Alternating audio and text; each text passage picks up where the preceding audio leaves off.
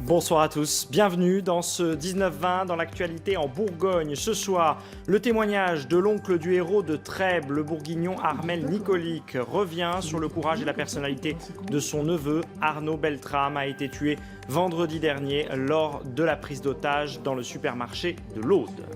Greenpeace France porte plainte contre Perrine Goulet pour incitation au meurtre. La députée de la Nièvre avait demandé au ministre de l'Intérieur s'il ne fallait pas tirer sans distinguer en cas d'intrusion dans une centrale nucléaire. À Ruilly, en Saône-et-Loire, le maire veut lutter contre la pyrale du buis, un papillon d'origine asiatique. Une campagne de prévention est lancée.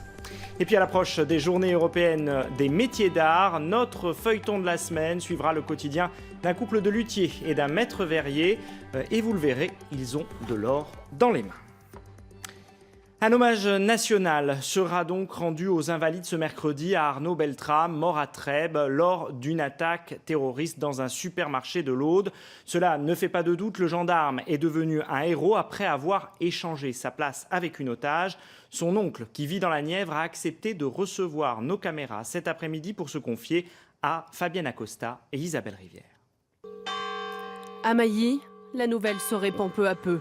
Leur conseiller municipal Armel Nicolic est endeuillé. Arnaud Beltrame, le gendarme tombé en héros pour sauver une otage, était son neveu, le fils de sa sœur cadette. Depuis qu'il a succombé à ses blessures samedi, l'oncle ne cesse d'analyser l'acte du gendarme.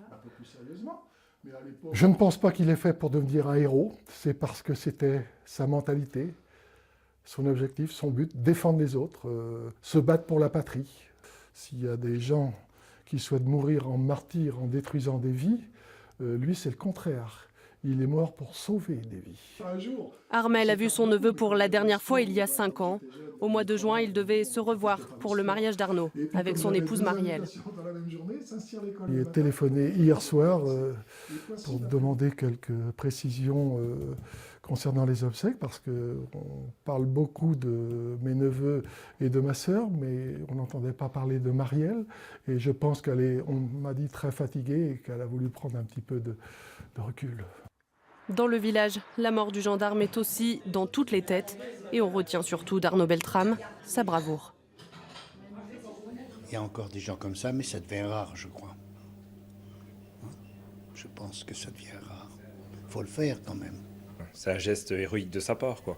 Après, je pense qu'il ne faut pas oublier non plus les autres personnes qui ont été tuées avant et pendant. Et voilà, pour toutes les familles, c'est un deuil qui est sûrement très dur à gérer.